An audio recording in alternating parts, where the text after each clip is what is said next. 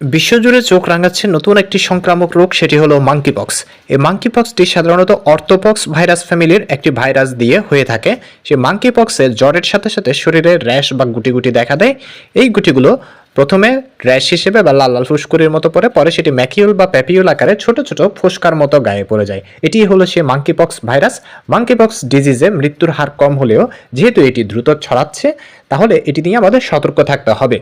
Monkeypox কিভাবে ছড়ায়? এটি সাধারণত আক্রান্ত ব্যক্তির সরাসরি সংস্পর্শে গেলে সেখান থেকে ছড়াতে পারে, তার সাথে যৌনকর্মে লিপ্ত হলে, অথবা তার রেসপিরেটরি ড্রপলেটের মাধ্যমেও ছড়াতে পারে, অথবা প্রাণী যারা আক্রান্ত প্রাণী সেখান থেকেও ছড়াতে পারে। এটি প্রতিরোধের জন্য আমাদেরকে আক্রান্ত প্রাণী বা মানুষ থেকে দূরে থাকতে হবে, বারবার হাত ধুতে হবে হ্যান্ড ওয়াশ দিয়ে তাদের সংস্পর্শে গেলে, এবং তার সাথে টাচ বা তার ইনফেক্টেড যে ক্লথগুলো রয়েছে, কাপড়গুলো, সেগুলো অ্যাভয়েড করতে হবে, এবং রান্না করা খাবার ভালো মতো রান্না করতে হবে। আমরা সাধারণত ভ্যাকসিন, স্মল পক্সের ভ্যাকসিন এখানে 85% কার্যকরী।